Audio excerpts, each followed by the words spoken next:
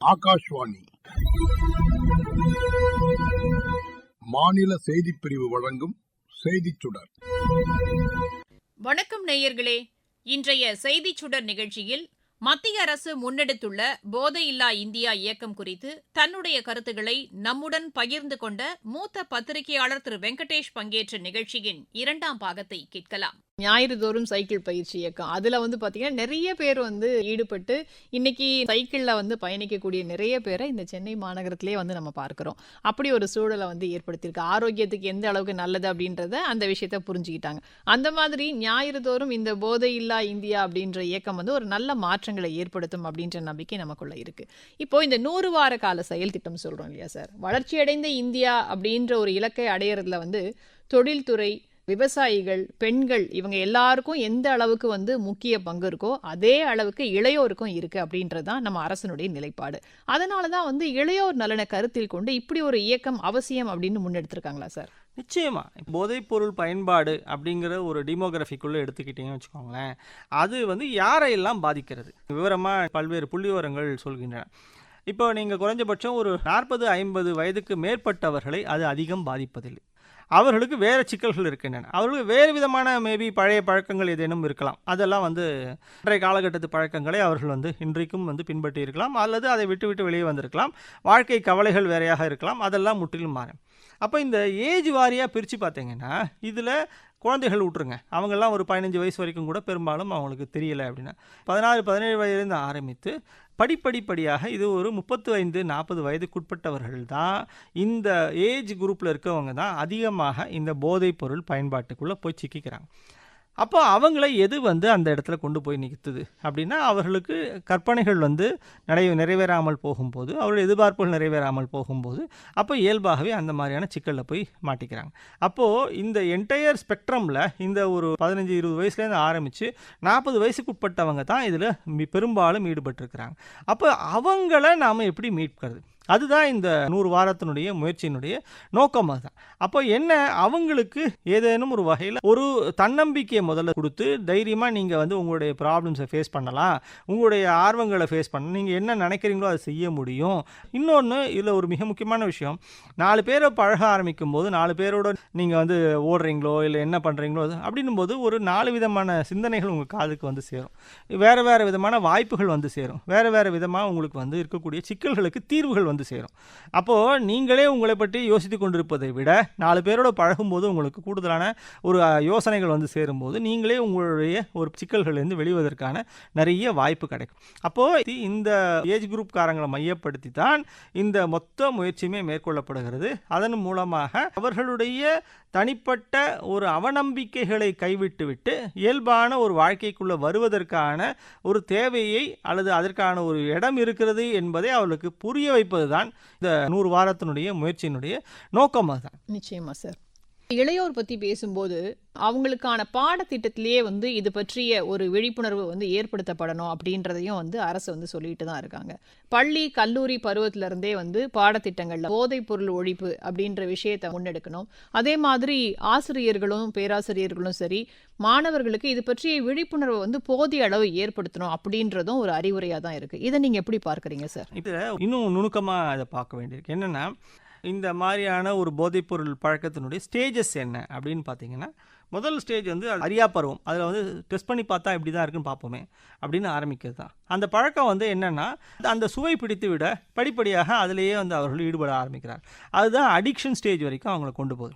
அப்போது நாம் எங்கேருந்து இதை தொடங்க வேண்டியிருக்குன்னா, பள்ளி பருவத்திலேயே நீங்கள் இந்த சுவைக்கு நீங்கள் அடிமையாகி விடாதீர்கள், இந்த தேவைக்கு அடிமையாகி விடாதீர்கள் அப்படின்னு சொல்லிக் கொடுக்க வேண்டிய அவசியம் ஒன்று இருக்குது. அந்த இடத்துல தான் நம்ம அது குறிப்பாக அந்த இளையோர் மத்தியில் நாம் சொல்லிக் கொடுக்க வேண்டிய அவசியம் இருக்குது.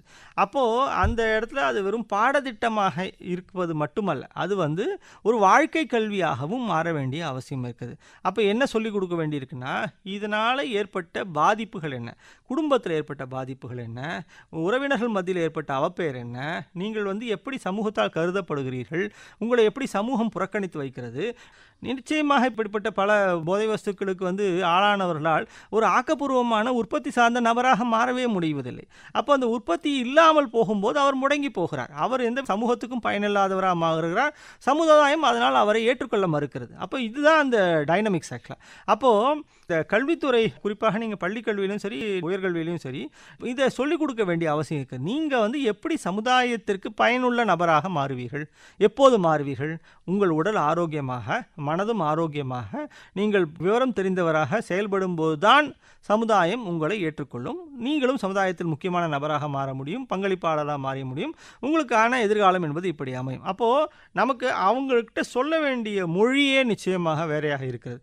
அந்த இடத்துல அவர்களுக்கு சொல்லப்பட வேண்டிய விஷயமே அவர்களுடைய அந்த வயதுக்கே உண்டான ஆர்வத்தினாலும் ஒன்றை முயற்சி செய்து பார்ப்போமா என்று நினைக்கக்கூடியவர்கள் கூட முயற்சி செய்தால் என்ன ஆகும்? அல்லது இதற்கு முன்னாடி உதாரணங்களை பாருங்கள். யாரெல்லாம் என்ன விதமான நிலைக்கு வந்திருக்கிறார்கள், யாரெல்லாம் சீரழிந்து போயிருக்கிறார்கள், அவருடைய வாழ்க்கை தரம் எப்படி இருந்திருக்கிறது, சமுதாயம் எப்படி அவர்களை நடத்தி இருக்கிறது, அவர்கள் எப்படி சமுதாயத்துக்கு பயனற்றவராக போயிருக்கிறார்கள், அப்போ அவர்களுடைய வாழ்க்கையே எவ்வளவு தூரம் வீணாகி போயிருக்கிறது என்பதையெல்லாம் வாழ்க்கை பாடங்களாக, உதாரணங்களாக வகுப்பறையில் சொல்லித்தர வேண்டிய அவசியம் இருக்கிறது. அப்போது இயல்பாகவே நான் இந்த சமுதாயத்தில் முக்கியமான நபராக மாற வேண்டும் என்றால் இவையெல்லாம் செய்யக்கூடாது, இவையெல்லாம் நான் தவிர்க்க வேண்டியவை என்பதை பிள்ளைகள் பள்ளிகளிலேயே கற்றுக்கொள்ள வேண்டிய அவசியம் இருக்கிறது. இதைத்தான் நாம் பள்ளியிலிருந்தும் சரி, அதே சமயத்தில் பட்டப்படிப்பு உள்ளிட்ட இடங்கள்லையும் இந்த வாழ்க்கை கல்வியினுடைய ஒரு பகுதியாக இதையெல்லாம் நிச்சயமாக சொல்லித்தர வேண்டும். அப்போ படிப்படியாக சொல்லித்தர அவர்களுக்கு இது கூடாது, இது செய்ய வேண்டியதில்லை, இது நம்முடைய எதிர்காலத்திற்கு மிகப்பெரிய தொந்தரவாக மாறிவிடும் அப்படின்ற ஒரு கிளாரிட்டி அவங்களுக்கு கிடைச்சதுனாவே போதும். ஏன்னா நிறைய பேருக்கு என்னென்னா, இந்த போதைப் பொருளில் இருக்கக்கூடிய ஒரு சுவை மட்டும் இல்லை, அந்த மயக்கம் ஒன்று இருக்கிறது. அந்த மயக்கத்தில் நிறைய பேர் அதில் போய் சிக்கிக்கிறாங்க. அதுதான் அடிக்ஷன் வரைக்கும் கொண்டு போயிருக்கு. அப்போ நம்ம புரிஞ்சு கொள்ள வேண்டியது, இது எல்லாமே தவிர்க்கப்பட வேண்டியவை, இவை எல்லாமே உங்களுடைய வாழ்க்கையை முற்றிலுமாக சீரழித்து விடும் என்பதை சொல்ல வேண்டிய அவசியம் இருக்குது. அதை சொல்வதின் வாயிலாக அவர்களை மீட்டெடுக்க முடியும். அந்த மீட்டெடுப்பதற்கான ஒரு முயற்சியில தான் இன்னைக்கு அரசாங்கம் இறங்கியிருக்கிறது. நிச்சயமா சார். பாடத்திட்டங்கள் ஒரு பக்கம் உதவி புரிகிற அதே சூழல்ல இந்த விளையாட்டு, யோகா, கலை, கலாச்சார பயிற்சிகள் எந்த அளவுக்கு இந்த போதை அப்படின்ற தீமையிலிருந்து இந்த இளைய தலைமுறையை விலக்கி வைக்கும் அப்படின்னு நீங்க நினைக்கிறீங்க சார்? அடிப்படையில் இது சிந்தனை. நீங்கள் எப்படி பார்த்தீங்கன்னா ஒரு விஷயம், அதாவது நான் முன்னாடி பேசும்போது அவர்களெல்லாம் தனிமையில் இருக்கிறார்கள் என்று நான் சொன்னேன். அப்போ தனிமையில் இருக்கிறார்கள் என்றால் அவர்களுக்கு போதிய சிந்தனை வெளி இல்லை என்று அர்த்தம். அந்த ஸ்பேஸ், திங்கிங் ஸ்பேஸ் அப்படிங்கிறது இல்லை. அப்போ என்ன ஆகுதுன்னா, அவங்க திருப்பி ஒரே விதமான சிந்தனைக்குள்ளே உழண்டு கொண்டே இருக்கிறார்கள். அப்போ உழண்டு கொண்டே இருக்கும்போது தாங்கள் செய்வதெல்லாம் சரிதான் போல் இருக்கிறது என்ற ஒரு நம்பிக்கைக்குள் அவர்கள் சிக்கிக்கொள்கிறார்கள். இப்போது இந்த மாதிரியான விளையாட்டு, யோகா, இந்த மாதிரியான அத்தனை விவரங்களும் வரும்பொழுது அவர்கள் வேறு ஒரு சில விஷயங்களை புரிந்து கொள்ள தொடங்குவார்கள். தங்களுடைய உடலை பற்றியே தெரிந்து கொள்வார்கள், தங்கள் மனதை பற்றி தெரிந்து கொள்வார்கள், தங்களால் இயலக்கூடிய அம்சங்களை பற்றி தெரிந்து கொள்வார்கள். இதற்கு முன்னால் பல்வேறு இந்த மாதிரி பயிற்சிகளை மேற்கொண்டவர்கள் என்ன விதமான முன்னேற்றங்களை அடைந்திருக்கிறார்கள் என்ற கதைகளை தெரிந்து கொள்வார்கள். அதுதான் உதாரணங்களாக அவர்கள் முன்னாடி நிற்கும். அப்படின்னும் போது அப்போ அவர்கள் இந்த விளையாட்டு, கலையாகட்டும், நடனமாகட்டும், ஓவியமாகட்டும், எழுத்து, எல்லாவற்றிலும் அவர்களுக்கான ஒரு முற்றிலுமான வேற ஒரு மாட்டு இருக்கிறது. அந்த மயக்க விட இது ஆக்கப்பூர்வம். அதாவது இதில் ஒரே ஒரு விஷயம்தான், எது ஆக்கப்பூர்வமானது, எது அழிவுக்கு இட்டு சொல்வது. போதை என்பது அழிவுக்கு இட்டு செல்வது, மற்ற அத்தனையுமே ஆக்கப்பூர்வமானது. அப்போ நீங்கள் கலை, கலாச்சாரம், விளையாட்டு, இது அத்தனையுமே ஆக்கப்பூர்வமானது, மனிதத்திற்கு தேவைப்படக்கூடிய முன்னேற்றத்தை வழங்கக்கூடியது, அல்லது அவருடைய ஆரோக்கியத்தை பாதுகாப்பது, உடல் நலத்தை பாதுகாப்பது. அப்போ நம்முடைய இந்த ஒரு அத்தனை மாற்று விஷயங்களையும் சொல்லிக் கொடுக்கும்போது, ஒன்று அவர்கள் சமுதாயத்தோடு ஒருங்கிணைந்து வேலை செய்வார்கள். அப்போ அவர்களுக்கு தாங்கள் மட்டும் இல்லாமல் மற்றவருடைய சிந்தனையும் அவர்களால் பெற்றுக்கொள்ள முடியும். 2, தாங்களும் ஆக்கப்பூர்வமானவர்களாக மாற முடியும். நாம் இந்த சமுதாயத்துக்கு ஏதோ ஒரு வகையில் பங்களிப்பு செய்ய முடியும். எதிர்காலத்திற்கு வேலை வாய்ப்புகளுக்கோ இல்லை நம்முடைய சொந்த முன்னேற்றத்திற்கோ நாம் அடைய வேண்டிய இலக்கு என்னவோ, வாழ்க்கையில் நாம் செய்ய வேண்டிய விஷயங்கள் என்னவோ, அதை பற்றி தெளிவு அவர்களுக்கு கிடைக்கும். நாம் இந்த போதையினால் நாம் மாட்டிக்கொண்டு நம்முடைய வாழ்க்கையை சீரழிப்பதை விட நாம் அடைய வேண்டிய இலக்கு என்பது 40 வயதுக்குள் இதை செய்ய வேண்டும், 50 வயதுக்குள் இதை செய்ய வேண்டும் என்றெல்லாம் நீங்கள் ஒரு மிகப்பெரிய கனவுகளை வளர்த்து கொண்டால் அந்த இடத்துக்கு போவதற்கான ஒரு வழிமுறை என்ன, அதற்கான மாற்று வழிமுறைகளை ஒரு கலை, கலாச்சாரம் சார்ந்த, விளையாட்டு சார்ந்த அத்தனை விஷயங்களுமே அவர்களுக்கு அந்த அந்த தன்னம்பிக்கையை கொடுக்கும், எதிர்காலத்திற்கான துணிச்சலை கொடுக்கும். அப்போ இயல்பாகவே அவர்கள் தங்களுடைய போர்வை போர்த்து கொண்டு உள்ளே உட்கார்ந்து கொண்டு இருக்கக்கூடிய அந்த தனி நபர்கள் வந்து வெளியே வருவார்கள். அப்போ இயல்பாக தங்களுடைய எதிர்காலத்தை பார்த்து கொண்டு அவர்களால் நிச்சயமாக முன்னேற முடியும் என்ற நம்பிக்கை ஏற்படும். நிச்சயமா சார். அதாவது பள்ளிகளில் படிக்கக்கூடிய பாடத்திட்டங்கள் வாயிலாகவும் இந்த மாதிரியான விளையாட்டு, யோகா, கலை, கலாச்சார பயிற்சிகள் மூலமாகவும் வந்து அவங்களுடைய கவனத்தை போதை பக்கத்துல இருந்து திசை திருப்ப முடியும் அப்படின்னு நீங்க சொல்றதை புரிஞ்சுக்க முடியுது. இளையோருடைய நலன் வந்து நல்லபடியா இருக்கணும், நம்ம நாடு வந்து நல்ல முன்னேற்றம் அடையணும் அப்படின்ற மாதிரி ஒரு எண்ணத்துல வந்து அரசு வந்து இந்த முன்னெடுப்பை எடுத்திருக்காங்க. இதில் வந்து மக்களுடைய பங்களிப்பு எப்படி இருக்கணும் சார்? இன்னும் ஏற்கனவே எப்படி இருக்கு, இன்னும் முனைப்பு காட்டணும்னு நீங்கள் நினைக்கிறீங்களா? ஏன்னா நிறைய இடத்துல வந்து நம்ம பார்க்குறோம், இந்த போதைப் பொருளுடைய தீமையை வந்து வயதான பெண்மணிகள் கூட இன்னைக்கு அவங்க வீட்டில் இருக்கிற குழந்தைங்களுக்கு வந்து சொல்லி தராங்க. இந்த மாதிரி போதைப் பொருட்களை வந்து பயன்படுத்தக்கூடாது, இந்த மாதிரி தீமைகள் இருக்குது அப்படின்றத வந்து அவங்களே வந்து சொல்கிறாங்க, இந்த மாதிரிலாம் போகக்கூடாது அப்படின்னு. அப்போது எந்த அளவுக்கு மக்கள்கிட்ட இதை பற்றின ஒரு விழிப்புணர்வு இருக்குது, இன்னும் எந்த அளவுக்கு முனைப்பு காட்டணும் அவங்க? நம்முடைய சமுதாயத்தில் குறிப்பாக தாய்மார்கள் மத்தியில் இதுக்கு இருக்கக்கூடிய விழிப்புணர்வு மிக அதிகமானது. எந்த குடும்பத்திலும் போனாலும் சரி, அது அம்மாவாக இருந்தாலும் சரி, அக்காவாக இருந்தாலும் சரி, தங்கையாக இருந்தாலும் சரி, எல்லாருமே முதல்ல அவங்களுக்கு வந்து எல்லா விதமான பழக்கங்களையும் அவர்களால் தாங்கிக் கொள்ள முடியும். நிச்சயமாக முறை தவறி போகக்கூடிய இந்த போதை பழக்கத்திற்கு தங்களுடைய மகனோ அக்காவோ தம்பியோ போவதை அவர்களால் ஏற்றுக்கொள்ளவே முடியாது. ஏன்னா அவங்க தான் வந்து ஃபேமிலியில் அவனுடைய என்ன சொல்ல ஹெல்த் கார்டுன்னு நம்ம சொல்லுவாங்க. அவங்க தான் குடும்பத்தினுடைய ஒரு ஆரோக்கிய வாசல். அவங்க தான் அந்த ஆரோக்கியத்தை தான் அவங்க வந்து பாதுகாவலராக நின்று எது போகணும் எது போகக்கூடாதுன்றெல்லாம் அவங்க தான் பார்த்துக்கிறாங்க. அப்போது இயல்பாகவே அவர்களுக்கு இது வந்து பிடிக்கவே பிடிக்காது. இப்படிப்பட்ட ஒரு பழக்கம் இருக்கக்கூடியவர்கள் இப்படிப்பட்ட ஒரு பழக்கத்தை ஏற்படுத்தி கொள்வதை கூட அவங்களால தாங்கவே முடியாது. அப்போ என்ன ஆனா நாம் இன்னி வரைக்கும் நாம் வந்து நம்முடைய போதையில் பெருமளவு நாம் காப்பாற்றி இருப்பது என்பது இந்த தாய்மார்கள் தான், ஆண் பெண்கள் தான். எல்லா தரப்புலையும் அவங்க தான் வந்து நிச்சயமாக ஒரு தடையாக இருந்து குடும்பத்தை பாதுகாத்திருக்கிறார்கள். இனியும் சரி, இனிமேலும் சரி, இப்போ இருக்கக்கூடிய சூழ்நிலை என்னென்னா, பெண்கள் ஒரு மிகப்பெரிய பங்கை இந்த போதையில்லா இந்தியாவினுடைய முயற்சியில் பெரிய பங்கை அவர்கள் தான் ஆட்டப் போகிறார்கள்.